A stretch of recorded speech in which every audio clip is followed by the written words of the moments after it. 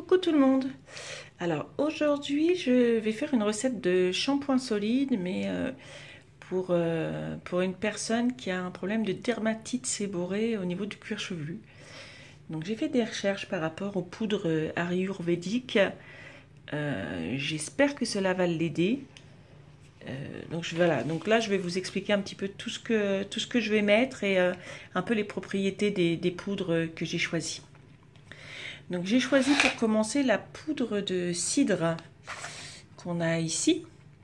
Donc je vais en mettre 10 grammes. Et c'est une poudre qui est nettoyante, c'est une cousine du shiitake, j'en ai déjà parlé dans mon dernier shampoing. Le cidre embellit les cheveux, il est astringent et purifiant. Il aide à soulager les cuirs chevelus qui sont sujets aux démangeaisons, qui sont liées aux maladies du cuir chevelu. Et il lutte contre les pellicules aussi. En synergie, c'est bien de l'associer avec du shiitake et du rasoul. Donc je vais mettre justement du shiitake. D'accord. On le voit ici, la poudre de shiitake. Je vais en mettre 5 grammes. Je vais en mettre un petit peu moins. Le shiitake lui lave les cheveux et le cuir chevelu en douceur. Il leur redonne de la douceur donc, et de la brillance. Il démêle et il donne un toucher soyeux. Donc ça c'est intéressant aussi pour avoir des beaux cheveux. Hein. Et il est traditionnellement utilisé pour favoriser la pousse et limiter la formation des pellicules. Je vais ajouter aussi du multanimity. Voilà. Donc c'est aussi une poudre de plante. Je vais en mettre 10 grammes. Et le multanimity, c'est une argile indienne qui nettoie les cheveux en douceur aussi. Sa particularité, c'est qu'elle absorbe le gras et les impuretés et qu'elle absorbe aussi l'excès de sébum.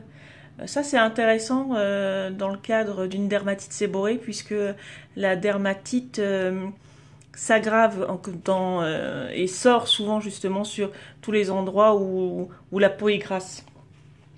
Donc ça, c'est intéressant qu'elle absorbe le gras et les impuretés et le sébum. Donc elle rééquilibre aussi le cuir chevelu et elle est aussi indiquée pour les cheveux qui sont sensibles aux tensions actives. Et elle, la synergie est bien avec du nagarmota. Donc évidemment, la poudre suivante, c'est le nagarmota. Donc ici, je ne sais pas si je vous avais montré, ici c'est le multanimity. Et lui, je vais en mettre 10 grammes. Et le nagarmota ici, je vais en mettre 10 grammes aussi. Le nagarmota régule la production de sébum. Donc toujours pareil, du coup intéressant par rapport à la dermatite, puisque s'il y a moins de sébum, le cuir chevelu sera moins gras. Donc j'espère du coup que ça réduira, que ça apaisera un petit peu cette dermatite. Donc elle assainit les cuirs chevelus gras, elle lutte contre les pellicules et elle est aussi réputée pour stimuler la pousse des cheveux et les rendre brillants. Ensuite je vais mettre donc du rasoul, puisqu'on a vu qu'au début avec le cidre, la synergie c'était bien le shiitake et le rasoul. Donc le rasoul on l'a ici, donc le rasoul c'est une argile, je vais en mettre 10 grammes. Donc le rasoul est nettoyant et c'est un dégraissant doux. Il n'irrite pas les glandes sébacées et il est connu pour absorber l'excès aussi de sébum et les impuretés. Donc voilà, toute cette synergie-là, toutes ces poudres qui absorbent les impuretés, régulent l'excès de sébum, etc. C'est intéressant dans notre cas. Elle apporte aussi du volume et du gonflant aux cheveux. Et pour finir, dans les ajouts de poudre, donc là c'est un petit sachet parce que c'est les l'ortie en poudre que Christelle, le sauvage, m'a gentiment envoyé et que j'ai déjà utilisé dans mon dernier shampoing. Donc là j'en mets aussi. Je vais en mettre 5 grammes puisque l'ortie, donc on la voit ici, l'ortie. L'ortie c'est un fortifiant capillaire naturel qui aide à combattre la chute des cheveux. Elle régule aussi le sébum pour les cheveux gras et elle apaise aussi les états pelliculaires. Je vais mettre en huile essentielle de l'huile de palmarosa. Hop, je l'ai là. Puisqu'elle est antibactérienne, antifongique, puissante. Elle est antivirale et elle aide à se débarrasser des cuirs chevelus. Je vais ajouter aussi du romarin bio à cinéole, qui est antibactérienne, aussi puissante, antifongique. Elle est utile aussi dans les soins capillaires pour les cheveux gras, en cas de chute ou pour stimuler aussi la pousse des cheveux. Et je vais mettre de l'huile essentielle de titri. Bon là j'ai pu. force de l'utiliser, ça a coulé autour, du coup j'ai plus l'étiquette. Mais l'huile essentielle de tea tree, c'est une huile essentielle qui est antibactérienne, antifongique et aussi anti-inflammatoire, entre autres, puisqu'elle a plein d'autres propriétés. Mais là, pour ce qui nous intéresse, c'est celle-là c'est pour celle-là que j'ai choisie, tout du moins. Elle purifie et elle assainit aussi et elle tonifie le cuir chevelu. Donc là, les huiles essentielles, je pense que je vais en mettre à peu près 1 gramme de chaque. En tension actif, je vais mettre 46 grammes de SCI.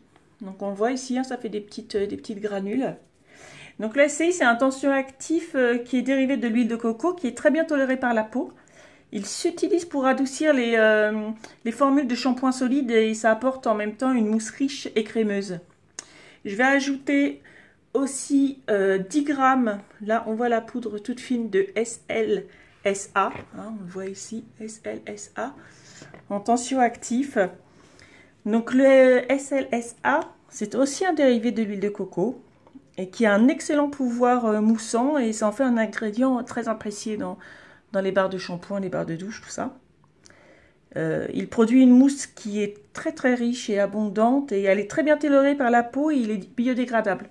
Donc attention, ne pas confondre le SLSA avec le SLS, qui lui par contre est un tensioactif sulfaté qui possède une forte action détergente, mais qui est irritant.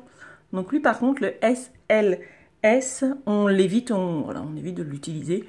Moi j'utilise du SLSA.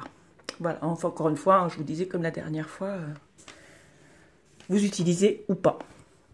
Dans notre recette, là, on va voir quand je vais la faire. Hein, j'ai mis mon romarin tout à l'heure à infuser dans de l'eau chaude. Donc là, je vais aller le filtrer. Ça va remplacer l'eau de la recette. À savoir que pour les personnes qui sont sujettes à des problèmes de peau comme ça, des démangeaisons ou autres, s'il y a un souci avec les tensioactifs, ces poudres-là, en fait, peuvent être juste mélangées avec de l'eau pour faire une pâte et l'utiliser que tel que comme shampoing. On n'aurait même pas besoin de tensioactifs. Là, je rajoute des tensioactifs parce que c'est vrai, on a l'habitude, on aime bien qu'il y ait de la mousse. Et quand il n'y a pas de mousse, on a l'impression que ça ne lave pas. Ce qui est faux, puisque en fait, toutes ces poudres ayurvédiques là lavent toutes seules en fait. Il suffit juste de les mélanger avec un petit peu d'eau pour avoir une pâte, de l'étaler sur le cuir chevelu et de bien rincer, et les cheveux sont très très propres après. Voilà, bon écoutez, on va commencer la recette. À tout de suite. Voilà, petite infusion qui va partir à chauffer le romarin que je viens de couper et dans l'eau, plus qu'à attendre. Ça frémira 10-15 minutes. J'ai préparé mon bain-marie. Hop là, si je mets le doigt devant, ça va marcher beaucoup moins bien. Je vais mettre donc mon infusion de romarin. Hein, on voit, je l'ai filtré là. Voilà. Et dedans, tout de suite, je vais mettre, donc là on voit plus rien, mon mélange de poudre, le SCI et le SLSA. Voilà. Et je vais laisser fondre tout ça bien tranquillement au bain-marie. Et une fois que ce sera bien fondu, je rajouterai mes poudres.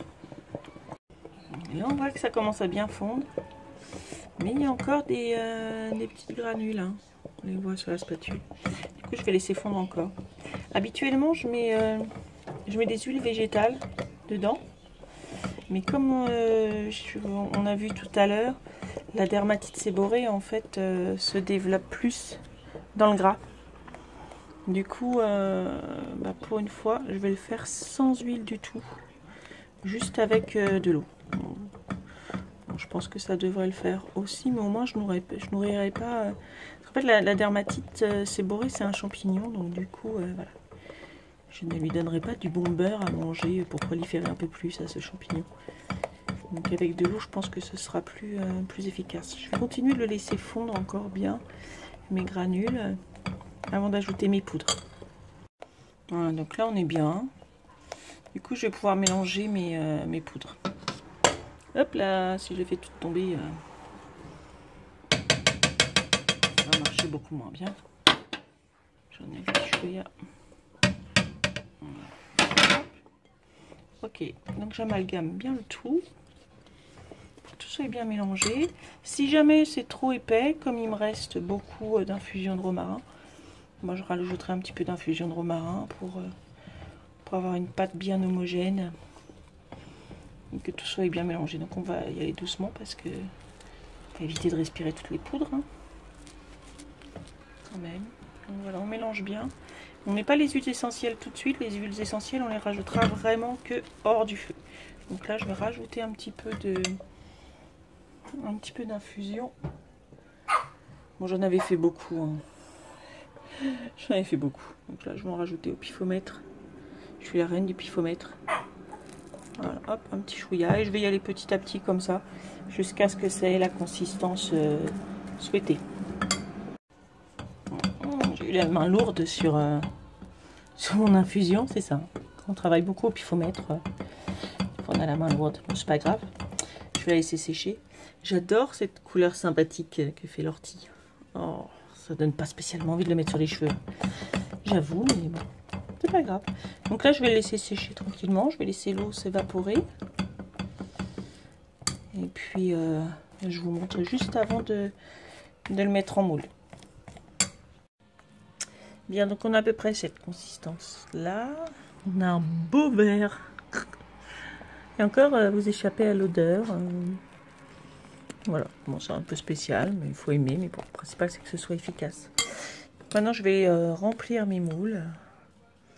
Je pense que je vais les mettre dans ces petits moules-là parce que j'aime bien. Voilà, donc je vais remplir ces moules-là et je vous montre une fois que c'est fait.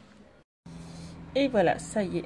Alors, comme je suis la reine des changements d'avis, j'ai commencé par remplir ces petits moules-là. Oh non, on va pas. C'est un petit trèfle. On verra quand il sera démoulé. Et puis celui-là, et il m'en restait pour remplir celui-là. Donc voilà, donc je vais tâcher un petit peu au fur et à mesure qu'il va sécher. Et puis, bah voilà. Il va être un peu plus long à sécher du coup, parce que comme j'ai été généreuse dans l'infusion, il va être un petit peu plus long à sécher, mais bon, c'est pas grave. Quand la personne pour qui est le shampoing m'aura donné son avis sur l'efficacité sur la dermatite séborrhée, sur sa dermatite, en espérant que ça la soulage, que ça l'ait bien soulagée, je mettrai un petit edit dans les commentaires pour vous dire ce qu'elle en a pensé et s'il y a eu une amélioration ou pas. Voilà!